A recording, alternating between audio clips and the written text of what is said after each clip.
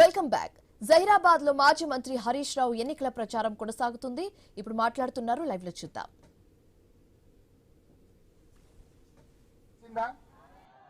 4020 రేవంత్ రెడ్డి అంటే కేసీఆర్ ను పట్టుకొని బండ బూతులు తిడుతుండు. అట్లా తిట్టచ్చునా?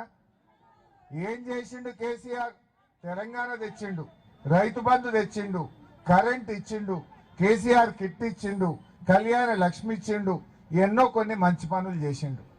రేవంత్ రెడ్డి ప్రజలు నీకు అవకాశం ఇచ్చిండ్రు, నువ్వు 4000 ఇచ్చి నా అవ్వ కడుపు నింపు.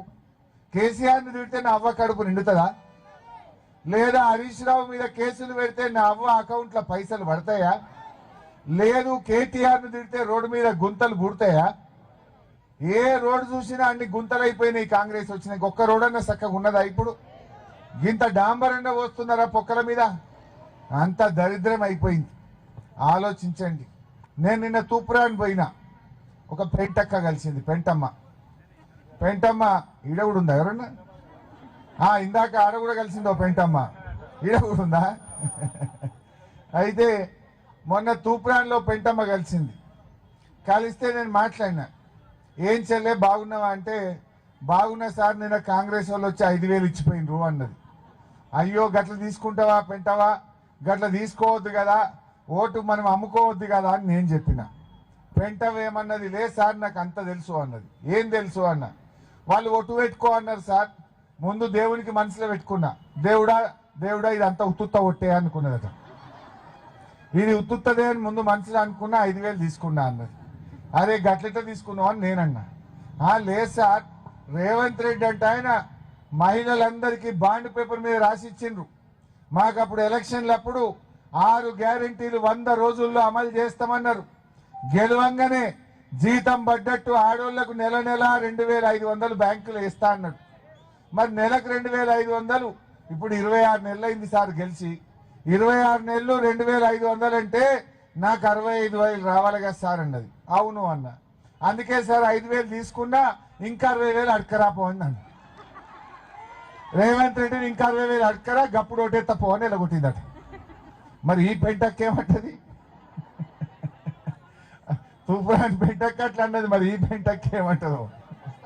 పస్తాపూర్ పెంటక్క. సో మరి మా అక్క చెల్లెలు అర్థం చేసుకోండి. ఇలా మహిళలు అంత బాగా అర్థం చేసుకున్నారు.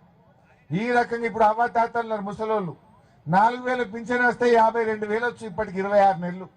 ఆ 52,000 వస్తేనే అవ్వ బతుకుతుంది. నా మన్మడి కాళ్ళు ఒత్తుతాడు. కానీ రేవంత్ రెడ్డి వచ్చిండు, మోసమైంది.